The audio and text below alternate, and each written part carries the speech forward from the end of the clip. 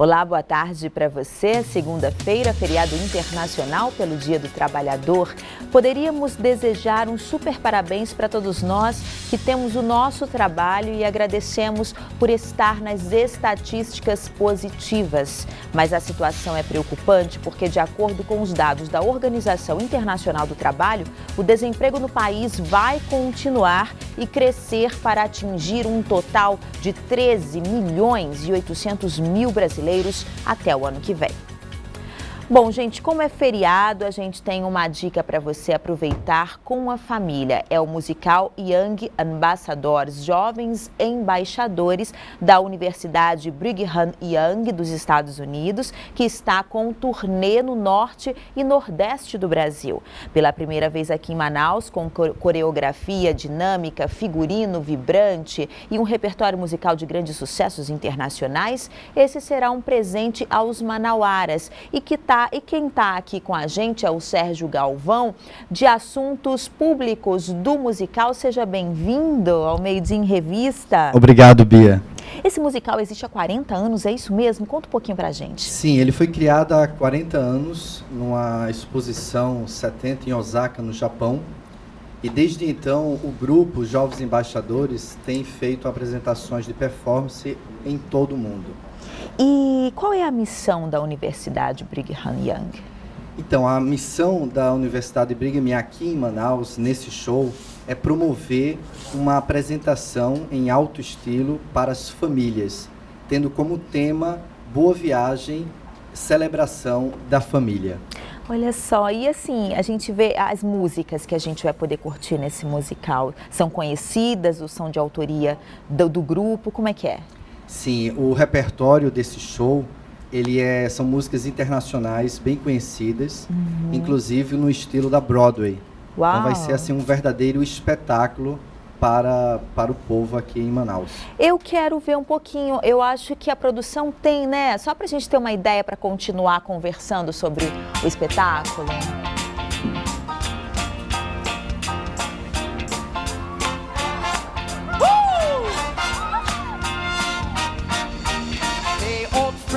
Look back on the crazy clothes we wore.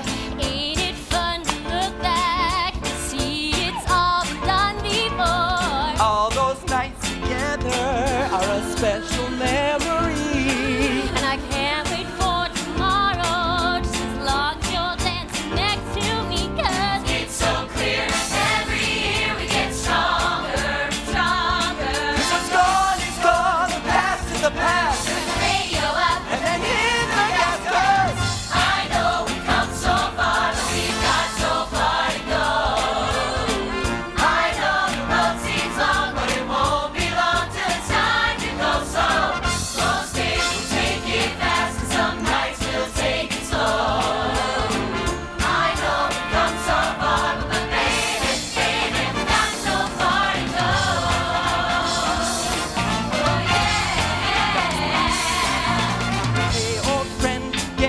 Side by side and year by year.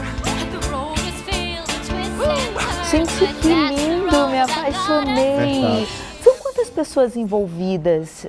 O grupo ele é composto de 45 jovens e eles têm talentos musicais, de voz e de apresentação teatral belíssimo, impressionante mesmo. Nossa, assim, me lembrou muito os musicais dos anos 40, 50. Sim. E eu amo, né? Eu amo, são as minhas décadas preferidas. Nossa, tô encantada. E deixa eu te perguntar, o grupo ele viaja o mundo todo, são quantos países já? Então, na última década, esse grupo ele já esteve se apresentando em 14 estados nos Estados Unidos e em mais de 13 países ao redor do mundo. Já estiveram na Tailândia, no Vietnã, Camboja, África do Sul, já tiveram também na China, tiveram outras apresentações na Argentina e outros países da Europa. Agora é a primeira vez aqui no norte do país, né? Sim, aqui no norte e nordeste do Brasil é a primeira vez que os Jovens Embaixadores estão se apresentando. E fora aqui, tem outras cidades do Brasil que eles vão também, né? Então eles vão fazer a primeira apresentação agora aqui no Brasil, hoje, em 2 espetáculos no Teatro Manauara. O primeiro às 16 horas, 16 horas, e o segundo às 20 horas. Daqui de Manaus, eles seguirão para Belém, depois vão a Fortaleza, Recife, Salvador, Rio de Janeiro e São Paulo. E além do show musical, existe um projeto social envolvido nisso, né? Conta pra gente. Sim, então eles aproveitam a permanência nessas cidades e participam, apoiam de projetos Mãos que Ajudam da Igreja de Jesus Cristo dos Santos dos Últimos Dias. Eles participam de workshop e trocam as experiências culturais. Então eles passam a conhecer um pouco mais também da cultura local de cada cidade. Olha que bacana. Então faz o convite para o meu público. Ainda dá tempo de conseguir o ingresso? Porque é hoje, é daqui a pouco, né? Sim, é verdade. Aqueles que tiverem interesse, vocês podem mandar um WhatsApp pelo número 981228781 e terão sim disponíveis ingressos. A maioria já foi vendido, mas ainda terão alguns ingressos disponíveis na entrada do teatro. Então, gente, corre lá que dá tempo, né? É hoje no Teatro Manauara, né? Ramoniel ali nos bastidores. Obrigada, viu, por ter trago esse convite aqui pra gente. Tá aqui, Bia, seu convite. Uau, adoro, olha só, muito obrigada. Gente, esse aqui é meu, desculpa, mas eu não vou abrir mão, né? Eu não vou abrir mão, mas você Aproveite. pode conseguir aí pelo WhatsApp. Então, hoje em 2 sessões, às 16 horas e às 20 horas, né? Exato. Muito obrigada. Obrigado também. Parabéns por trazer a nossa cidade, assim, um espetáculo tão belo e com um projeto social tão bonito. Meio-dia, sempre de portas abertas, Ramoniel sabe disso, ele sempre traz coisa boa pra gente. Muito obrigada. Muito obrigado também, Bia. Gente, agora a gente vai para uma paradinha bem rápida e na volta a gente tem nossa conversa especial sobre saúde do trabalhador. Enquanto isso, ele está de volta para cantar pra gente, Magno Ciad, vamos lá?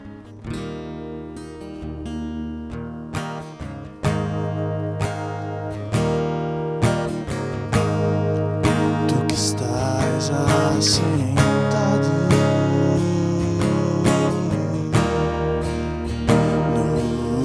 no trono, sempre reinando, soberano,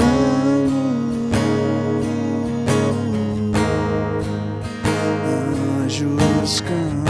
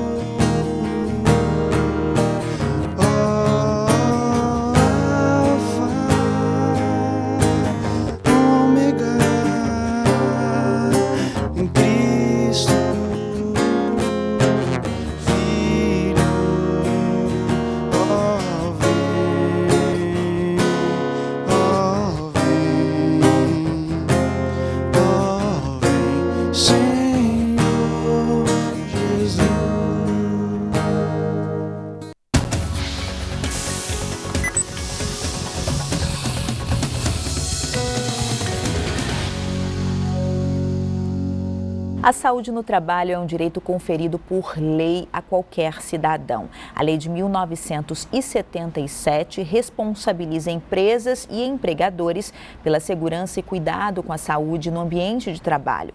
E será que todo mundo sabe que governos federal, estadual e municipal também são responsáveis por zelar pelos trabalhadores, fiscalizando e investindo na melhoria das condições trabalhistas? Hoje tem uma turma aqui que trabalha muito bem. Sejam bem-vindas, meninas. Doutora Maria Vieira, né, médica do trabalho. Seja bem-vinda mais uma vez. A doutora Alessandra, aqui, psiquiatra com a gente. Obrigada, Prazer Bia. recebê-la. E a Laude, que vai contar um pouquinho da história dela pra gente. Eu vou começar com a doutora Maria. Quando é que foi que começou essa preocupação com a saúde do trabalhador? Confere o que eu falei antes. Confere. E eu sou manauara, me formei pela UFAM no final da década de 80. E no final da década de 80, na reforma da Constituinte, né, foi valorizado, foi incrementado os programas de saúde do trabalhador. A gente vinha lá de décadas de Revolução Industrial, né, de doenças não registradas. Então, eu me formei bem aí, quando nascia o SUS, né? Nasciam os programas no Brasil, né? De saúde do trabalhador, essa preocupação. E eu ali jovem, recém-formada, me empolguei, né? Aqui em Manaus não tinha a pós-graduação.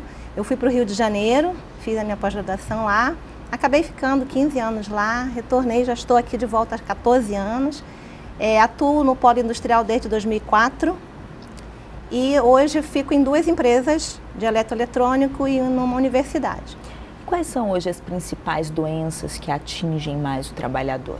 Então, nós temos as famosas Ler-Dort, né, que é de conhecimento tanto do médico como do leigo. Eles falam muito bem sobre isso, porque eles vivenciam, né, as posturas no trabalho muitas vezes inadequadas, ou hoje, como a gente tem essa vivência da crise, né, reduzir o número de funcionários, mas às vezes não reduz o número de trabalho. Então, que antigamente tinha numa equipe 5, hoje tem 3. Então, a gente tem um pouco, sim, de excesso de trabalho. E somando a isso, também, eu acho que pela própria evolução, né, do mundo, da vida, a gente tem agora as doenças, os transtornos mentais, né? Em 2014, uma equipe de psicólogos de Campinas criaram um Janeiro Branco. Eu, como médica do trabalho atuante que sou, fiz esse ano o primeiro Janeiro Branco. A gente comemorou em janeiro, né, nas indústrias em que eu trabalho. E foi uma adesão do trabalhador que eu até tive muito cuidado para fazer o convite para as palestras, as chamadas, porque ainda tem um pouco de preconceito do próprio trabalhador. Ah, a doutora vai me chamar psicólogo, o psiquiatra está me chamando de doido? Não. Então, assim, eu fiz de uma forma bem lúdica para que eles aceitassem o convite e teve uma participação, assim, excepcional, assim, todos ficamos muito felizes. Janeiro Branco eu não conhecia, muito legal. Foi muito legal. E olha só, existe a CIPA, né, que é a Comissão Interna de Prevenção de Acidentes. Tem que existir em toda a empresa? Sim, tem que existir. Por mínima, por menor que seja, tem que ter. Essa comissão, ela fica responsável de participar das reuniões com o gestor, com o RH, com a própria equipe de saúde e segurança da empresa, né, para estar passando para o corpo gestor as necessidades do trabalhador, né, como em caso de acidente, cobrar que seja registrado, cobrar que seja notificado para os órgãos públicos que tem que ser notificado, entendeu? E como é hoje possível evitar essas doenças, um trabalho da CIPA, por exemplo? Hoje existem muitas terapias também, né? Essas ginásticas que acontecem, que para. Isso realmente funciona? O que a gente pode fazer para que essas doenças relacionadas ao trabalho sejam evitadas? Então, a equipe do SESMIT hoje, ela não deve ser restrita só ao engenheiro e ao médico do trabalho. Ela tem que ter uma expansão para as outras áreas, o fisioterapeuta do trabalho, o fisioterapeuta assistencial, o psicólogo, o serviço social também é importante, tá?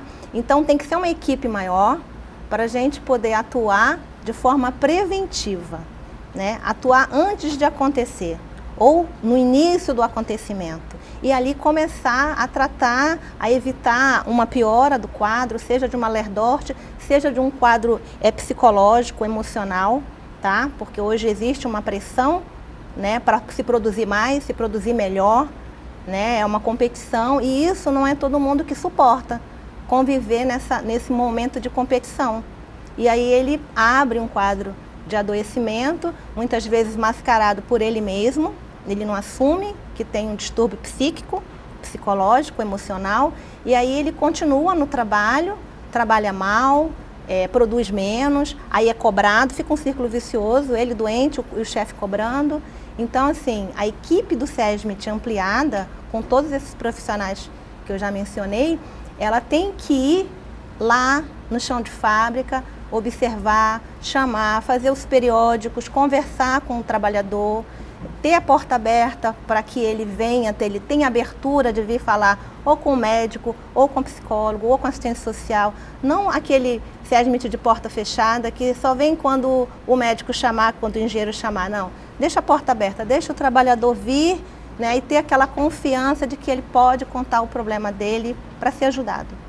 Doutora Alessandra, como a doutora Maria já começou, né? E quando tudo isso atinge um nível psicossocial da pessoa, como trabalhar isso? E como diagnosticar, né? Que é o mais importante. Bom, é assim, muito importante o que a colega colocou em relação a como tem funcionado hoje as pressões, né, do dia a dia nas empresas. Então, o que acontece? As pessoas, elas têm tido maior sobrecarga de trabalho, tendo a mesma jornada, e isso tem feito com que a pessoa esgote a sua reserva energética. Então, todos nós temos um nível de energia onde a gente vai despender para o nosso trabalho, uma fonte de prazer, um trabalho que a gente gosta de executar, e aquilo tem um limite. Todos nós temos limites. As máquinas têm limite e o ser humano também tem limite. Mas muitas vezes isso é extrapolado, então começa a gerar sofrimento. Quando começa a gerar sofrimento psíquico, o trabalho ele deixa de ser uma fonte de prazer, de dignidade, de satisfação, e ele começa a ser fonte de adoecimento. E aí é que complica o negócio. E como é que a gente consegue detectar isso, né? Porque às vezes, como a doutora falou, nem a pessoa, né, mesmo ali, ela admite isso, né? Porque às vezes é tanta disputa, não, eu preciso me doar porque eu tenho que garantir meu emprego, né?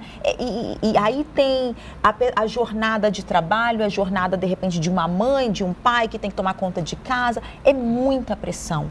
Como a gente consegue driblar isso? A tua colocação foi perfeita. Uma das primeiras coisas que acontece é que a pessoa encontra muita dificuldade em aceitar que ela está ultrapassando o seu limite.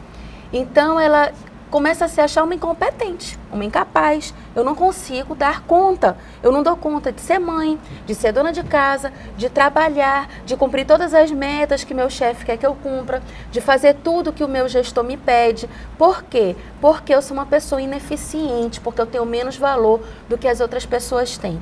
Então, a pessoa começa a desenvolver essas características depressivas. A pessoa não quer mais sair de casa para ir para o trabalho. A pessoa não vê a hora de acabar o horário da sua jornada. A pessoa não consegue pensar em nada relacionado ao trabalho, que aquilo lhe gera sofrimento, e qualquer coisa, por mínima que seja, dá vontade de chorar, ou a pessoa entra numa crise de ansiedade. E a pessoa começa a ter muita dificuldade de lidar com coisas simples. E como a doutora também colocou, começa a ter uma queda de produtividade. Então, como é que isso se dá? A pessoa começa a perceber que ela não produz mais da mesma forma, só que ela não consegue perceber que está acontecendo um movimento de adoecimento e que ela não consegue mais ser capaz porque o seu adoecimento é que não permite, não porque ela é incompetente, não porque ela não é uma boa profissional. Então a pessoa deixa de acreditar no seu potencial, deixa de acreditar que ela é capaz, e as pessoas ao seu entorno, muitas vezes quando são as pessoas do trabalho, não colaboram com aquela imagem, porque realmente as chefias começam a taxar a pessoa de incompetente, que todo mundo faz menos ela, né? E quando a pessoa chega em casa, tem os seus problemas e começa a ter desarmonia familiar, porque ela leva aquele estresse e aquela carga do trabalho para dentro de casa, e ela começa a ter mais problemas ainda, se isola dos amigos, porque as coisas que lhe davam prazer já não dão mais o mesmo prazer de antes, e até porque a pessoa está esgotada energeticamente. Então, quando chega no final de semana, ela não quer sair de casa, ela não tem mais energia para pegar um cinema, energia para brincar com as crianças, energia para fazer nada. E quais são as doenças que aparecem aí por causa desse estresse todo? Bom, a gente caracteriza isso como síndrome de burnout, né? Então, as pessoas podem ter adoecimento que não é uma patologia específica. Isso é uma, tipo assim, tem muita discordância, né, dentro das áreas técnicas. Mas hoje a síndrome de burnout é uma síndrome bem caracterizada, que acomete os trabalhadores. Não há critérios diagnósticos específicos de depressão, de preencher todos os critérios específicos que preencha todo o quadro de ansiedade, você identifica que existe um esgotamento generalizado, tanto físico quanto mental. E esse diagnóstico, ele é um diagnóstico médico, mas que não precisa ser médico para você perceber que a pessoa ultrapassou os seus limites. Porque o indivíduo percebe que ele ultrapassou, mas ele tem a resistência de admitir. Mas no trabalho é muito importante. A doutora colocou uma coisa importantíssima, que sempre os locais que atuam na medicina do trabalho têm que estar de portas abertas e tem que ter essa sensibilidade. Uma pessoa começou a colocar muito atestado por dor corporal. Dor corporal é um sintoma psiquiátrico? É. Dor corporal pode ser um sintoma psiquiátrico. A pessoa pode começar a apresentar quadros de fibromialgia, por exemplo. Pode apresentar quadro de dores específicas que não vão ter resolutividade enquanto não for realizado o tratamento do emocional. E muitas vezes a dor corporal, ela é um pedido de socorro do organismo que já está passando por tanto sofrimento sem ajuda que ele começa a gerar processos inflamatórios.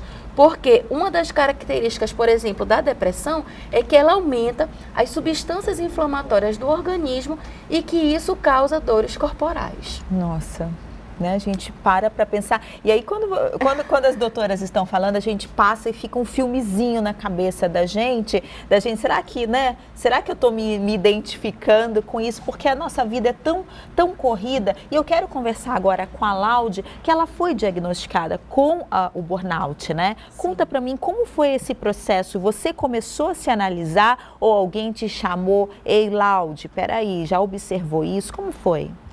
Então, isso foi em 2012, portanto, agora são 5 anos, né? Se passaram 5 anos, e eu tenho uma mãe que é psicóloga. Eu acredito que foi determinante isso. E na época em que eu tive, digamos, a crise, por assim dizer, né? Porque depois se estende de outras formas, mas eu tinha muitas responsabilidades. Eu era coordenadora de uma escola de inglês, eu era coordenadora em um centro social, estudava, fazia faculdade na época e tinha outras responsabilidades de família, de tudo. Uhum. Então, eu me achava assim, a pessoa que nasceu para resolver problemas, até porque a minha posição impunha isso. O que acontece? A minha mãe percebeu que eu vivia com dores de cabeça, dificuldade para me alimentar. Algumas pessoas, quando estão estressadas, comem demais. Eu como de menos. Então, ela começou a perceber, eu estava muito magra. E, particularmente, eu comecei a verificar o seguinte, que quando me se apresentava um problema de um desses lugares, eu comecei a ter aversão, eu não queria nem pensar. Então, por exemplo, eu estava em um trabalho e alguém me telefonava para falar do problema do outro trabalho. Eu queria mandar para a lua porque eu não aguentava mais. O telefone tocava, de repente você já se sobressaltava lá? Sim. E até hoje eu não gosto de atender telefonemas, porque justamente eram sempre problemas. Uhum. Então, começou tudo por aí. Agora, o estopim foi um dia, em uma manhã, aconteceram 3 fatos graves. E ao chegar em casa e a dizer para a mamãe, né, porque nós moramos juntas, ela disse, não, você chegou no limite. Eu passei o sinal vermelho achando que estava verde e quase me acidentei. Eu esqueci o carro aberto. Eu sou professora de inglês há muitos anos, mas eu não conseguia pronunciar uma palavra na frente dos meus alunos. Nossa. Eu gaguejei 5 vezes para na 6ª conseguir dizer. E aí, isso tudo me assustou. Eu cheguei em casa, almocei, porque isso era um sábado. As escolas de inglês normalmente trabalham no sábado, né? Cheguei em casa, almocei, deitei no sofá e não consegui mais levantar. Depois desenvolvi uma dor de cabeça muito grande, mas tão forte, que a mamãe veio deitar perto de mim para ver se não ia acontecer alguma coisa durante a noite. Aí, no outro dia, ela disse, agora a gente vai ter que... Ela estava até lembrando ainda há pouco, né? Tomar 2 decisões. A primeira é pedir ajuda e a segunda você vai ter que deixar esses trabalhos, né? E você, com essa puxada de orelha aí da mãe, você se alertou realmente? Sim, porque eu fiquei muito assustada nesse dia, muito. Então, eu me alertei, sim. E o que aconteceu? A minha preocupação maior, que eu acho que é a preocupação de qualquer trabalhador, é como é que eu vou viver financeiramente. Não é? Porque, seja para quem tem a responsabilidade de manter uma casa, seja para quem ajuda no mantenimento de uma casa, que é o meu caso. Mas aí, o papel da família foi determinante para mim. Seja ela, que meu pai disseram, não, deixe que nós vamos lhe ajudar. Ouvir essas palavras para mim foi muito importante. E daí começou tudo, né? Fomos procurar psiquiatra, depois psicólogo. Como foi seu tratamento? Você foi para um psiquiatra? Sim. Entra com remédio nesse caso? Também você entrou? Como foi? Sim, sim. Primeiramente, eu fui diagnosticada não por um psiquiatra. Era um médico mesmo. Aliás, 2. Uma era uma médica amiga minha que, ouvindo o meu relato, disse: são todos os sintomas da síndrome de burnout. Ou burnout, como algumas pessoas conhecem, em francês é dito assim, né? Uhum. Depois, o médico a quem eu me dirigi disse: você está com burnout.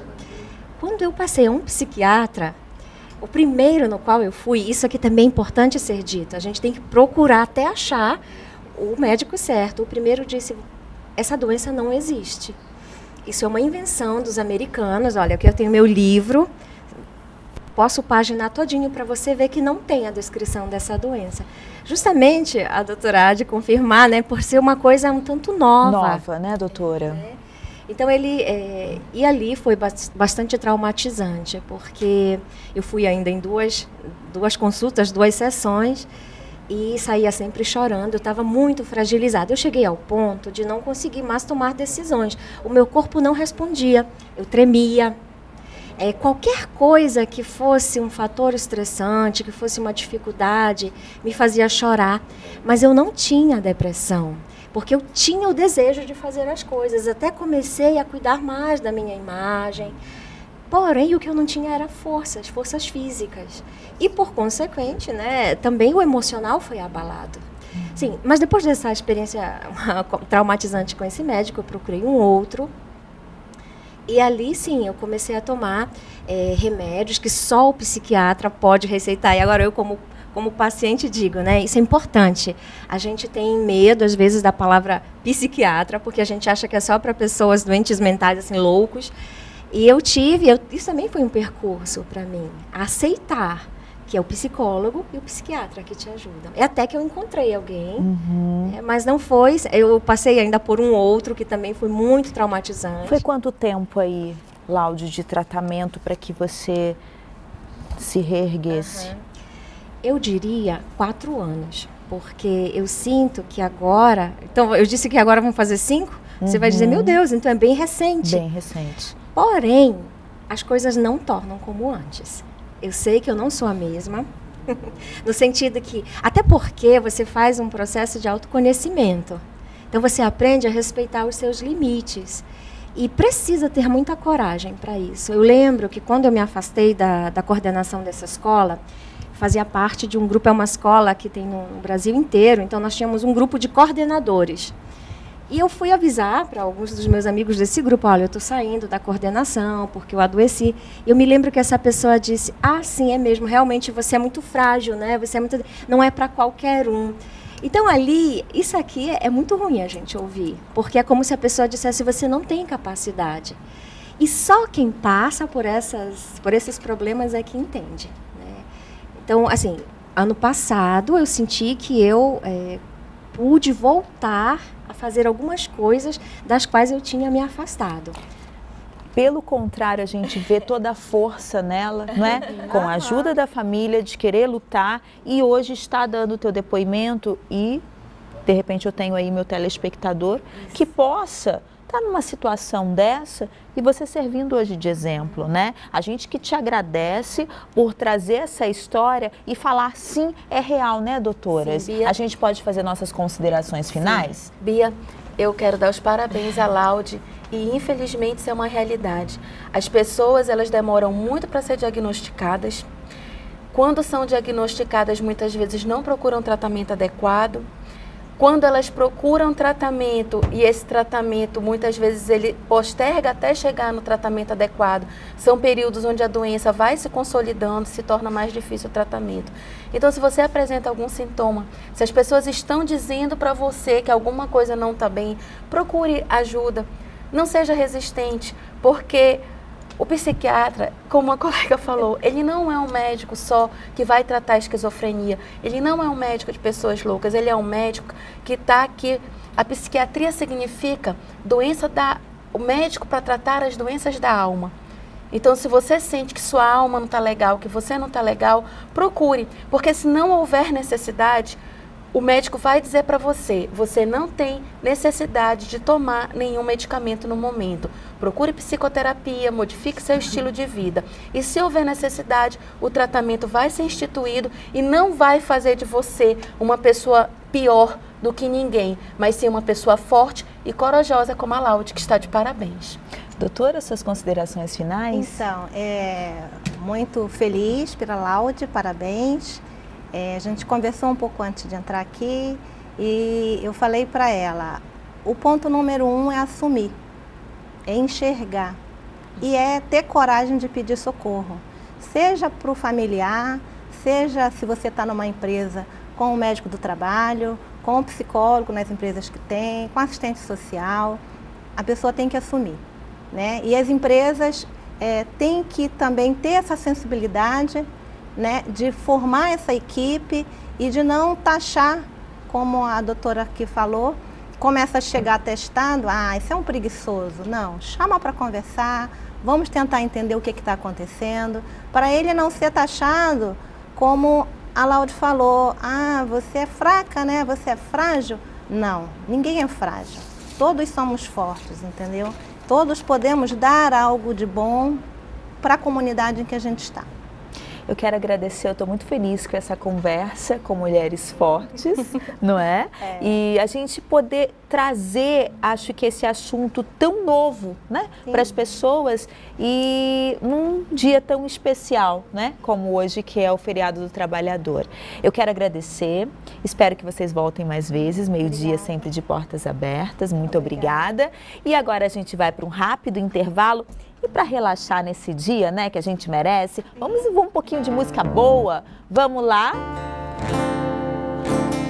Meu amigo íntimo, Jesus amado meu,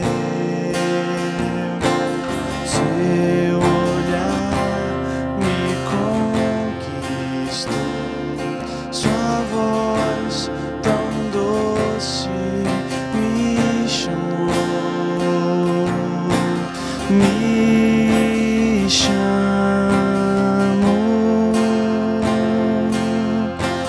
me chamou, e aqui estou pra te adorar. Toca-me com teu amor, e aqui estou pra te adorar. Toca-me com teu amor.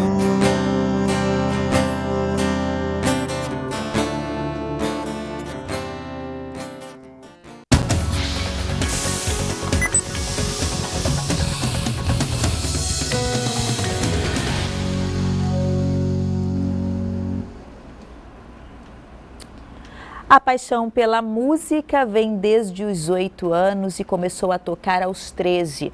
Trocou o violão pela bateria e aí foi, porque você disse que é guitarra, bateria, violão, baixo e ainda teclado. Um pouco de cada. São muitos instrumentos. Seja bem-vindo, Magno, mais Obrigado. uma vez ao Meio Dia em Revista. Obrigado. Como é que você faz aí toda essa junção de instrumentos, até porque você é professor, né? Tem que ser um pouquinho de cada coisa. Professor dentro da igreja, né?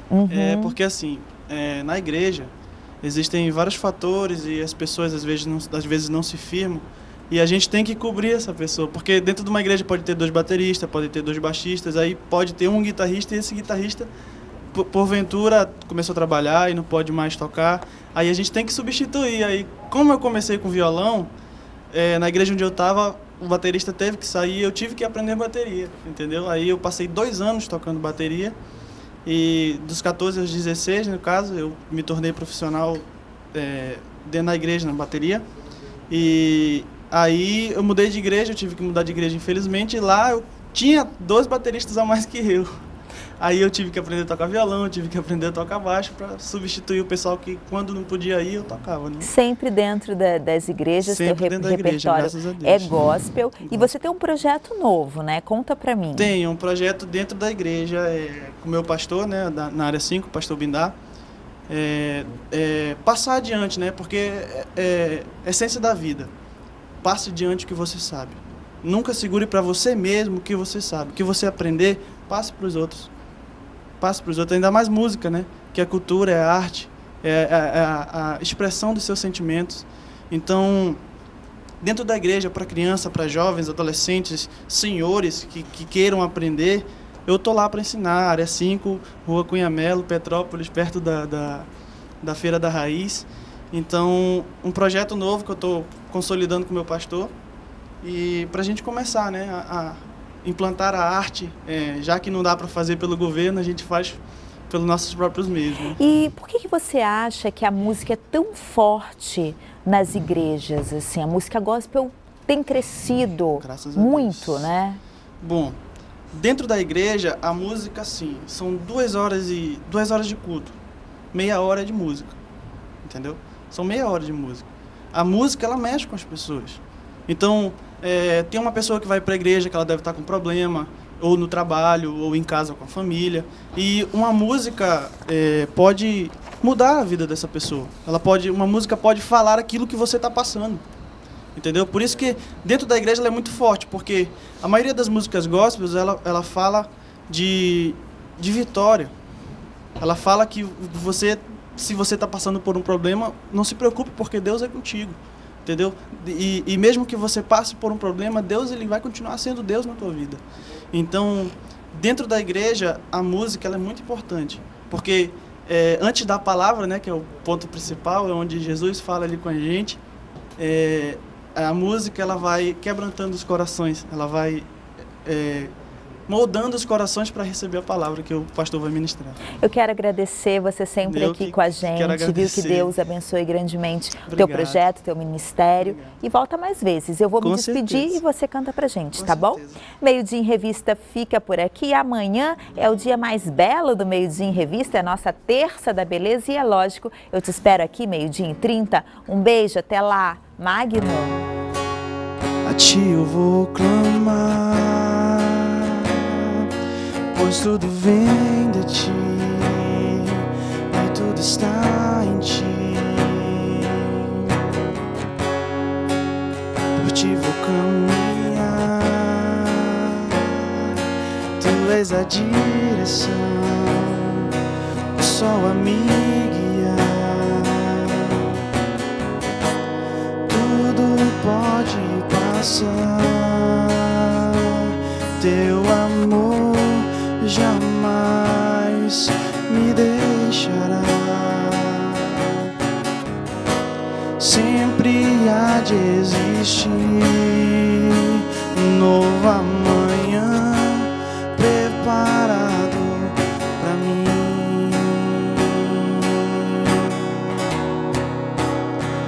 Eu me rendo aos teus pés, és tudo que eu preciso pra viver. Eu me lanço aos teus braços,